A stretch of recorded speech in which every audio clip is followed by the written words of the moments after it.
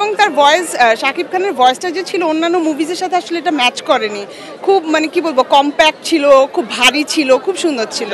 বাংলা মুভিজে যে এখন যেই মানে হাওয়াটা যাচ্ছে, এটা আছে সব মানে খুব সুন্দর, খুব ভালো যাচ্ছে আর কি। তাণ্ডব দেখলাম, ওয়াও সেরকম ভালো লাগছে, খুব ভালো লাগছে ভাই। এটা মানে বলা মানে এত ভালো লাগছে, মানে এত ভালো লাগছে বলতে পারবো না, এত ভালো লাগছে। ছবিটা ভালো লাগছে। আমাদের দেশ অনেক আগে গেছে, আমাদের ছবির জগৎটা অনেক আগে গেছে। সাকিবকে ধন্যবাদ, সাকিবকে।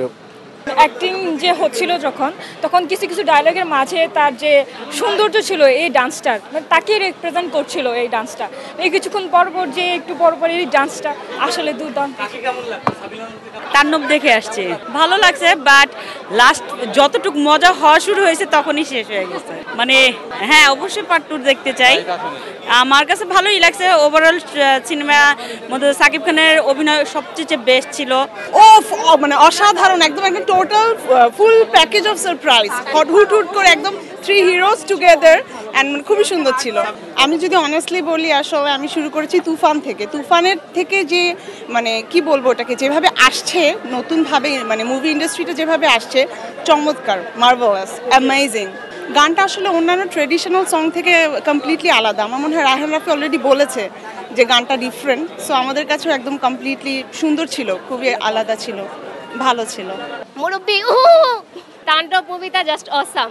মানে বরবাদ দেখার পর একটা ইন্টারেস্টিং ছিল তাণ্ডবটা কীরকম হবে, তো এই ইন্টারেস্টিং নিয়ে আসা। তাণ্ডবটা জাস্ট লাস্ট মোমেন্টটা একদম ফাটিয়ে দিছে এক কথায়। তো আমি সাকিব খানের ফ্যান হয়ে গেছি।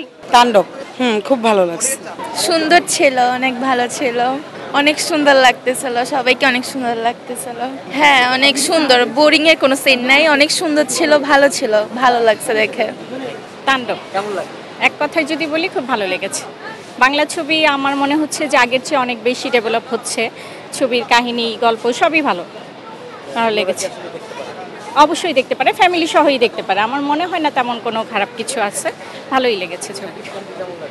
ভালো, আমি অনেক বছর পরে ওনার একটা ছবি দেখলাম শাকিব খানের, তো ভালো লেগেছে আমার। যারা এখন বেঁচে আছে তাদের লাইফে দেখতে হবে, ইভেন আপনারও দেখা উচিত, বা এখানে যারা আছে, জাস্ট তাণ্ডব, বিকজ এটা ইনসেন ছিল।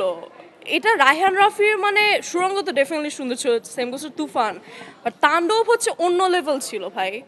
অ্যান্ড আমি কিছু বললে মনে হচ্ছে স্পয়লার হয়ে যাবে, বাট অনেক এত টুইস্ট আসছে ভাই, বলার বাইরে।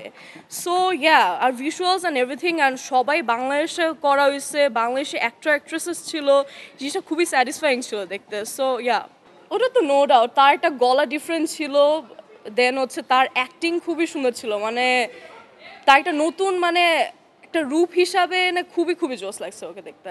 খবরের কাগজ, নিখাদ, নির্ভীক, নিরপেক্ষ।